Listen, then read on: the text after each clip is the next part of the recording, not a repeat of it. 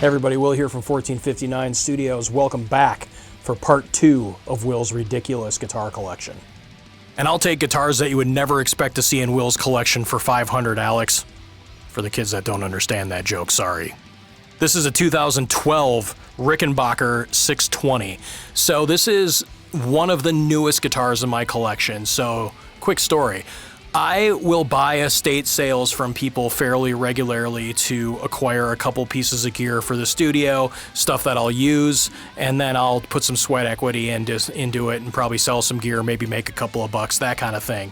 But when you find something cool, it's really cool to keep it. And this is one of those things that I would never spend the money on for myself. This is not a guitar that I could justify walking into a guitar store and going like, I'm just gonna drop $2,000 on a Rickenbacker that I'll play once in a while. So this came out of that estate sale, and I did well enough on the estate sale that I'm like going, I am going to keep this guitar. It's going to be in my collection. It's just classic cool. I love Tom Petty. I love the Travelin' Woolberries. I love all that silly old school rock and kind of the foundational rock and roll that's out there. And this guitar is just classic cool. Now, am I ever gonna play this in my death metal band or in Plague Stars or like tune it down to A or B? No. But man, what a cool guitar, what a fun guitar to have in a collection, and what a unique instrument to have. It's one of those guitars that you just kind of go, yeah, this is just fun, I'm gonna enjoy it, and it's gonna be in my pile. It's awesome. So here's a guitar that a lot of people look at and go, that's kind of an oddball for you, Will, as far as the type of guitar that you would have. This is my 2010's Godin A6 Ultra Acoustic Electric. So, if you need a versatile acoustic guitar and you're an electric player, these things are really fantastic. Now, yes, I can play an acoustic guitar, I'm very capable. However, I am more of an electric player. I spend a lot more time with my electric guitars than I do with an acoustic guitar. So what's great about this is it's an acoustic guitar that feels like an electric guitar, at least to my hands. And people look at this and they go, well, how can that be an acoustic guitar? It sounds like an acoustic guitar. You string it with acoustic strings. The neck feels like an acoustic guitar, but the body itself is thin, super comfortable, lightweight, and it's awesome for recording and live use. You don't have that big feedback thing that happens when you have a full body guitar on stage, and it's just great for that. I have recorded so many acoustic parts in the studio personally and with clients on this guitar. It's just one of those things where people go, well, we want to have an acoustic part, but none of us are really acoustic players. And this is the option that I go to when it's an electric player who just wants to have an acoustic part, because it feels like home to them, and man, do they record great. They're mainly known as flamenco, acoustic, jazz guitars, that kind of vibe, new age stuff, that whole idea. But man, this guitar just does the acoustic thing so beautifully. And it's one of those things where, again, I say Godin as a brand is a little bit of a sleeper brand. So you can get a really good guitar for not a whole lot of money. And this thing is no exception. This was really beat up when I bought it, and I was happy to score it for the price because I wanted one anyway. And I don't care if things are beat up, because man, this thing sounds good. One of my many PRSs, it's a PRS Custom 24 2014 in Trampus Green. This one's kind of interesting in the sense that I just love green guitars, and I ended up buying it because it was a green guitar and it was priced well. It's one of those funny things where I just go, oh, that's a cool guitar, and you just hit buy because that's what you do when you're a guitar nerd, and you go, man, let's see if I really like this. Hasn't been in my collection super long. I'm not sure exactly what to do with it yet, but it's a really cool color. It's in great shape. It's all stock, and it's a 2014, so it's a good year for custom 24s. It's got the neck profile I like, and yeah, just a really cool, really well-playing, well-taken care of guitar. It's in my collection. We'll see what the heck happens to it. This is the newest guitar in my collection. This is a 2025 Gibson Les Paul Custom in Silverburst. This is, again, one of those guitars that I was going, okay, if I could ever afford one of these, I'll buy one. One came across used for a very fair price. Again, no dreaded headstock crack. Had the original case, really in good shape. Knew the previous owner, and he upgraded it to Tom Anderson pickups, which is a unique choice, but honestly sounds amazing. If I want to take it back to stock, it's not difficult to find Gibson replacement pickups, so I can do that. Although the Tom Andersons look really cool with that kind of flat brushed look. matching the silver burst, and it sounds fantastic. These pickups are certainly an upgrade, there's no question to that. But again, had to play this one. Not all Les Paul customs are created equal. Again, you're going to get some great ones, you're going to get some dogs, that kind of thing. One of the reasons that I love PRS guitars is because their consistency across the board, from guitar to guitar, you know what you're getting. It's going to play great every single time. Gibson's is a bit more unique. You have to find one that speaks to you, feels good to you, because they're just not as consistent. This particular guitar is really awesome, really high quality build, really beautiful guitar, super cool finish, and it's of course a custom, which is one of those things for me where I'm going, that is the top of the Gibson world, is the Gibson customs. So being able to find one in a color that I think is really cool, yes, kind of that Adam Jones Tool thing, it's just so cool, so classic. I don't know what band it's going to get used in, but it will be at some point, so really fun guitar. So depending on how the order of this video goes, this one may or may not look familiar, but if you haven't seen one that looks like this, you might see another one that looks like this later. This is my 2023 DWCE Dusty Waring Floyd Rose version in the limited edition green. Now, I had actually bought the hardtail version first because I'm not a big Floyd Rose guy, and I really wanted to get this guitar simply because it was also in the limited edition green. They only made it for 1 year. This guitar is very discontinued now, and this color was only made for that 1 year as well. And it was just very cool to kind of have the twins that have the Floyd version as well as the hardtail version. I'm definitely more of the hardtail version. It's one of those, will I keep this guitar? Will I not keep this guitar? Who knows? But as far as Floyd Rose guitars, it's the second favorite Floyd Rose guitar I've ever owned, with my first being the Charvel, simply because the Charvel just screams Floyd Rose guitars to me. PRS is obviously my favorite brand, and they did a bang-up job designing this guitar with Dusty. And man, what a wonderful guitar, and what a great, stable Floyd Rose on this thing. It's just an awesome guitar in the cool limited edition green, and really in great shape. So yeah, love this thing. 2007 Fender VG Stratocaster. I've always felt like every single guitar player has a checkbox where there's just certain guitars that they have to own. A Strat to me is just one of those guitars that every guitar player just has in their collection. Regardless of what style of music they play, from blues to death metal, everybody just has their Strat. For me, the Strat that I kind of always wanted was just a standard American Stratocaster. And around 2007, I remember them putting out the VG Stratocaster.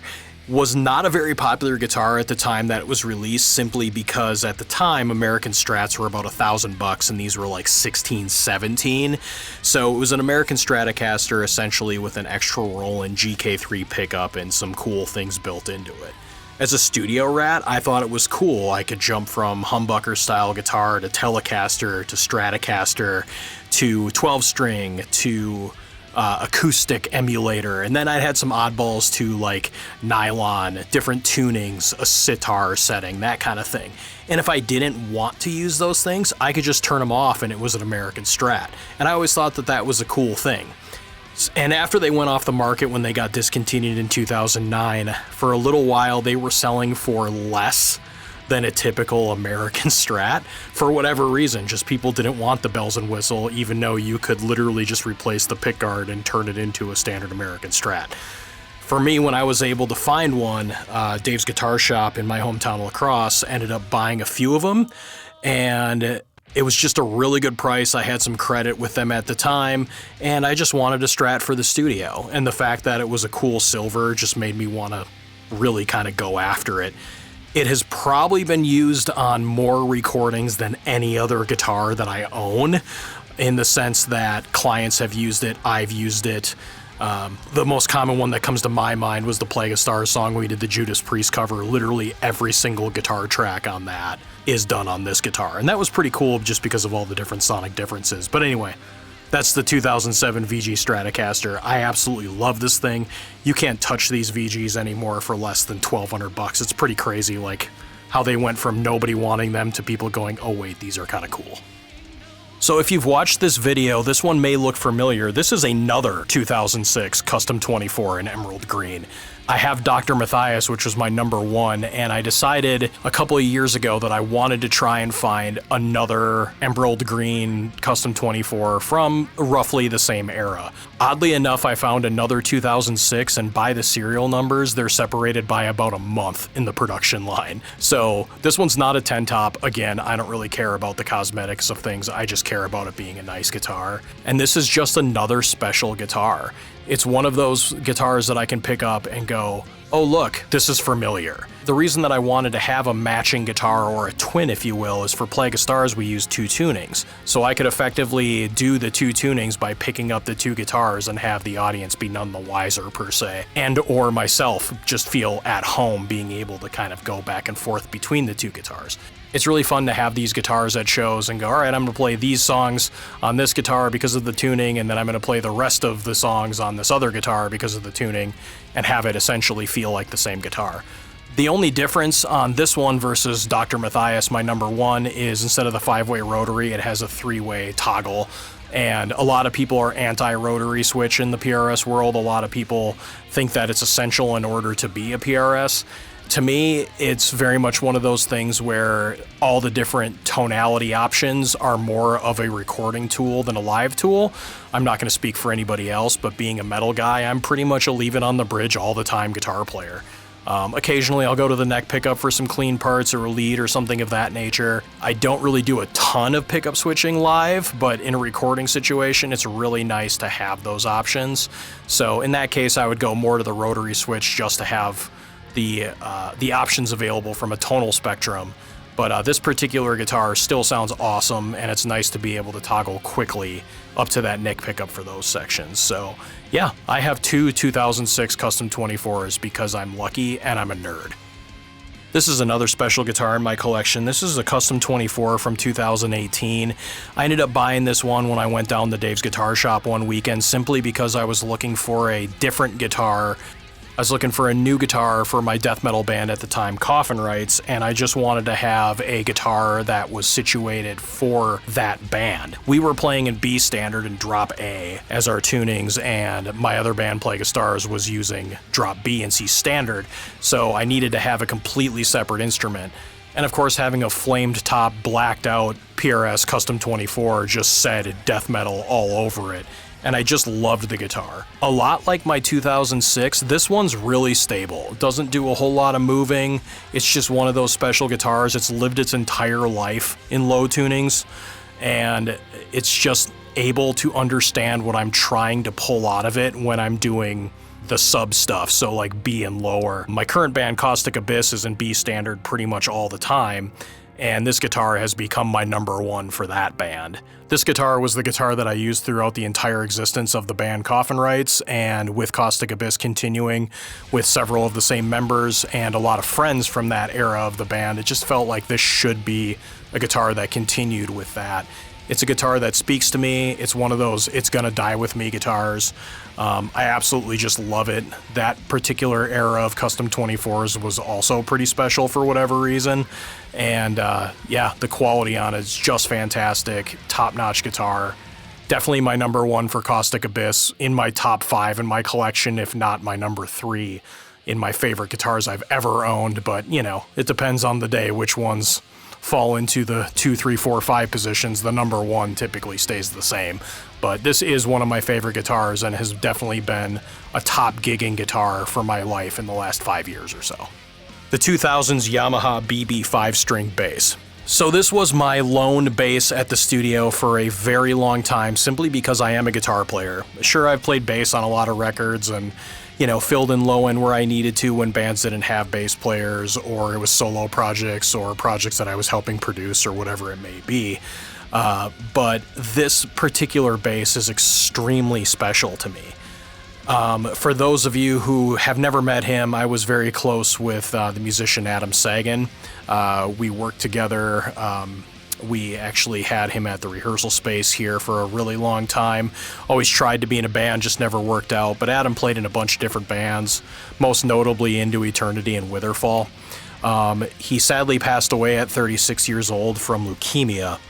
And being that I was very close with the family, I was helping them kind of go through his music gear and assess value for his music gear so the family could kind of help pay for his final expenses, his home expenditures, all that kind of thing to kind of close the estate. What was fun about this bass is when I was talking to his dad, I had just mentioned, because Adam was a drummer, that Adam came to me at work one day. We worked at a music store together. And he came to me and he said, I just want to learn how to play bass. Just got the itch, just like he got the itch to learn how to play piano. And he just said, I want to learn how to play bass. Being that everything Adam owned as a drummer was Yamaha gear, we had just bought in this Yamaha BB bass like the night before or the morning. I don't remember what the situation was, but I said to him, oh, you should go check out that 5-string Yamaha that we just bought in. You'd probably dig it. And he goes, cool. He goes and looks at it and he just goes, can I put this behind the counter and play it after work? And I said, sure. So he ends up playing it for several hours after his shift, and he ended up buying that bass. He had it for several years. Once he passed away, I told his family that story, and his family was kind enough to gift it to me under 2 conditions. One, it continues to get used. Now, I'm a believer in every instrument that somebody keeps they should use. I don't believe in hanging guitars on the wall and never playing them, but they wanted to see his musical instruments move forward in the hands of musicians. So of course I thought bringing it to the studio made the most sense, because then it would get used not only on the whim projects where I just needed bass, but if a bass player didn't have gear that was up to snuff, or if a guitar player needed to play a bass or whatever it was here and it got used. The second condition is I would never sell it. And I would absolutely never sell this anyway, just because of the personal connection. But it's an amazing instrument. It has been on a ton of recordings. It was also used on the Krog album, and yeah, several. Very, very important bass to me. So this guitar I bought brand spanking new. I had been endorsing PRS for a little while, and I thought it was about time that I was going to treat myself to something in their line. So I was kind of hot to trot to buy something from them that was unique. At this time, they were really kind of focusing on some more unique models, so some signature models, a couple different variations on the S2 line, some things that were a bit more unique. About the same time, they put out the Vela, and some of their other kind of neat models. And I am a giant Between the Buried and Me fan. And I've seen them, probably a dozen times at this point. Big fan of the band. And a friend of mine, Shayla, had been friends with the band for a while. And I was talking to her at a gig we were playing one night.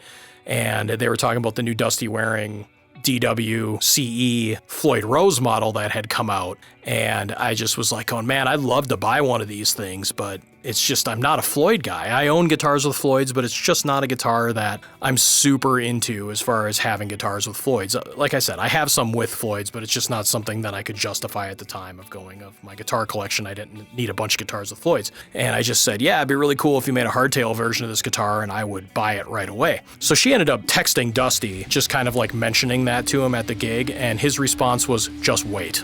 And about 6 months later, they introduced this hardtail version of the guitar, and they made one in a matte green. So of course I had to have it. This is about 2023. So I put it on order with a friend of mine's store, and I just said, as soon as you get one of these, I want it. I want it, so order one for me. I'll put down the deposit. I don't care. I want one brand new when it comes out. So I end up ordering one. It's sitting. It's a year later, which is typical with high-end guitars, by the way. I'm not complaining. It's just the reality. It's just, I'm getting antsy, I'm hoping it shows up, and then finally one day it shows up, and I'm just like, yeah, and by this point, it's a year later. It's 2024, and I'm going like, oh, this guitar is finally here. And I went to pick it up, and I am not at all disappointed. Just a wonderful guitar, completely unique in the sense that it's got tomahawk pickups, has the string through body, no tremolo, which is not common for anything in the PRS line, and it has the maple fretboard with the blacked out mahogany neck, which I just think is so cool because it's classic PRS CEs for me. And it's just so cool with the black tuning pegs. It's already kind of metaled out for you, ready to go. And the cool thing about these matte finishes, even though I don't mind a beat-up guitar, is they really look clean, especially in a live environment or in a recording environment, because they don't really scuff, they don't really scratch as easy. So it's just kind of one of those cool things of having a matte finished guitar to be able to look at it and go like, yeah, it still looks brand new, even though it's several years old and it's played many gigs and been on several recordings at this point. So just kind of a fun thing. And like I said, I bought this one brand new, which is not common either. So this one's a little weird in the sense that I actually don't know what year it is. So this guitar, this is a 80s or 90s PRS CE. The only reason I know it's of that era is just because of the script on the headstock is from that era. But beyond that, without taking the neck off, which I honestly never have, I'm not sure on the year. This was given to me as trade credit by a good friend of mine to mix their record. And when I got it, it was literally just a body and a neck. Everything else had to get added to it, so I ended up buying Planet Waves locking tuners because I'm fairly heavy-handed. I like to have locking tuners on things. And I had a set of Fishman Fluence pickups that were just sitting in my drawer kind of waiting for a home that I got from another guitar that I ended up just modding out at the time. I had never actually used Fishman pickups, and I can tell you Fishman pickups are fantastic. I tend to be a bit more old school, so I like passive pickups as a general statement. What was cool about these Fishmans is they've got the sharp kind of edge to them that are pretty typical of a active pickup, but they have the warmth and that bottom end girth, kind of that fatness that is typical of a passive pickup. So as far as active pickups go, I think that these are game changers, quite frankly, and what Fishman's doing with their pickup technology, especially over the last couple of years, is pretty amazing. I'm not going to say that I'm completely sold on only switching to Fishmans or anything like that, but since I have so many PRSs, it's really cool to have one that sounds a bit different and plays a bit different as a result. This guitar is heavily, heavily beat up. If you look closely at it, you can see the scratches on the top. The back of the neck was actually sanded. It came very beat up and kind of ready to go, but it has become one of my favorite guitars simply because of the mojo of the thing. Played a bunch of shows now with Caustic Abyss with this guitar, and I practice with it with Caustic as it kind of lives in my studio, so it's just kind of the guitar I yank off the wall for rehearsal too. So it's a very, very popular guitar in my arsenal and gets played quite regularly. So again, I own a recording studio, so occasionally I have some guitars that you look at and you go, well, this doesn't make sense for Will's collection given the type of music that he plays. But this is my 2025 Epiphone Emily Wolf hollow body. So here's the thing with Epiphone for me, and I'll always say this, is I think that Epiphone has always shined as a hollow body maker. Their Sheridan models, their DOTs, their Casinos, their Wildcats, all of that stuff that has been strictly Epiphone and arguably what Gibson based the ES off of, because Epiphone and Gibson in the early days were separate companies. It's just really what kind of shines for them as a brand. Now, I will say this, in the last 5 years, Epiphone has turned into not just a great starter guitar, but wow, the quality you can get from an Epiphone these days is unreal. And I have no problem saying this. When I was growing up, Epiphones and Squires were pieces of wood with strings strapped on them and said, good luck. And that is just not the way that Epiphone is anymore. I would argue Squires aren't either, but it's Epiphone guitars now are just top-notch, top quality. There are artists touring around playing strictly Epiphone guitars because they're just that good. This Emily Wolf signature, if you haven't heard her music, she's phenomenal, singer-songwriter, really good stuff. Not the reason that I bought it. I do like Emily Wolf stuff, but when I was going through Dave's one day, they were putting out a whole bunch of guitars and they were piling up boxes, and they put an Epiphone guitar on a stand and they put the price tag on it. And I saw the price tag and I said, why are these so cheap? And the salesperson at Dave said, well, we bought all of them. This is a discontinued color, so we're able to like really pass on the savings to a customer. And I'm like, well, I have a crap load of credit at the time. I don't have a hollow body for the studio. This looks really cool, and holy crap, I'm impressed with the build quality. I guess I own a hollow body now. So this guitar, since I've owned it, and I haven't owned it very long, has been used on several recordings. Oddly enough, I have clients come in here and go, oh, look at that, that's cool. It's just one of the guitars that a lot of clients and friends will gravitate towards when they walk in the studio and they go, oh, that's cool, that's different, that's unique, whatever it is. It gets picked up and played all the time, and consequently has ended up on quite a few records since I had it. So it's one of those guitars where it's like my VG Strat. When people pick it up, it usually ends up being on their record at some point. This is a great guitar. I highly, highly recommend Dave's Guitar Shop as a guitar store. They do a really good job of making sure that you're getting a quality instrument when you walk out. And this is just a fun guitar and just a cool tone palette that I can go to as an engineer when I need that sound. My 2022 PRS Custom 24 Swamp Ash Wood Library. What a cool guitar. So it's very rare that I have to be sold a guitar. Usually when I see something that I like, I'll just make an excuse to spend the money and do it, or I'll find something that I'm not playing as much and trade it, or whatever it may be. It's not that hard. If I find something I like, I usually find a way to do it because I'm stupid and I'd rather just eat canned soup than not buy a guitar.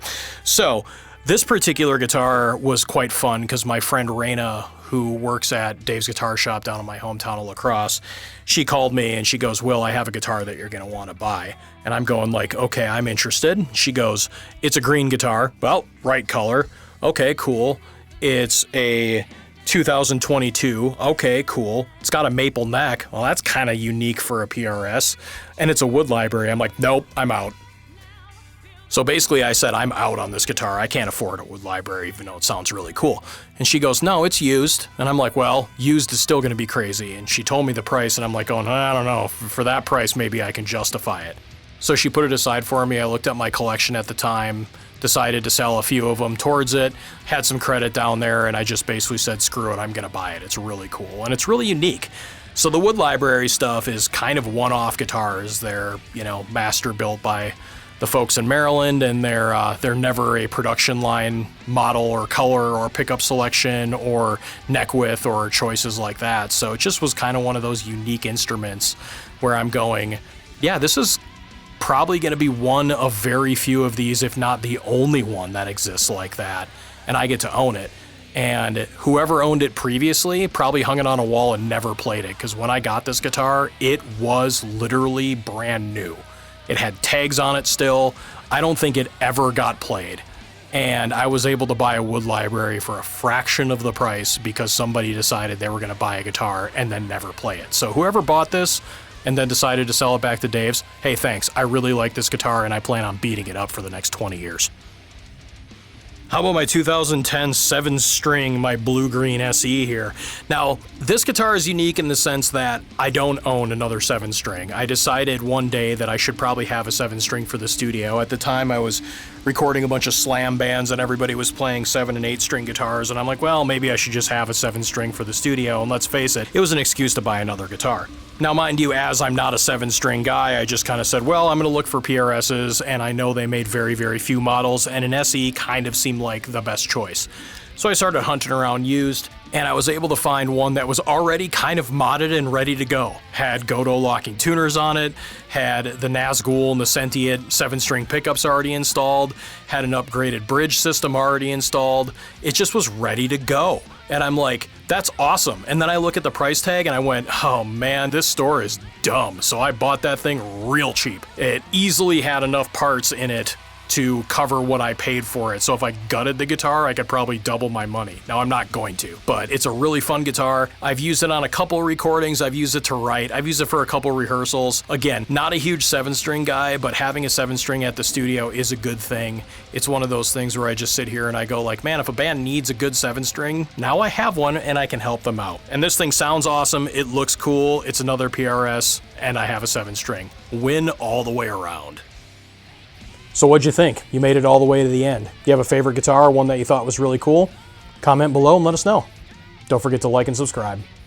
Hey everybody, Will here from 1459 Studios. Thanks for checking out the video. If you like what you heard, I encourage you and I appreciate it if you would take some time to go like, follow, subscribe, and or just check out any of my projects. If you like death metal, check out Caustic Abyss. If you're into slow funeral doom, check out Chalice of Suffering. If you like female-fronted gothic death experimental whatever the heck we are, check out Plague of Stars. If you like grindcore, check out Insect Death. And if you like just odd soundscape music, Wolf Harvester might be up your alley. I'd also like to take a second to thank the companies that I proudly endorse: Tone Vault Audio and Media Cabling, high-quality cables for the fraction of the price of other brands, as well as my favorite, PRS guitars. If you haven't already done so, please remember to like this video, subscribe to this channel, and hit the alert button so you get all the latest content.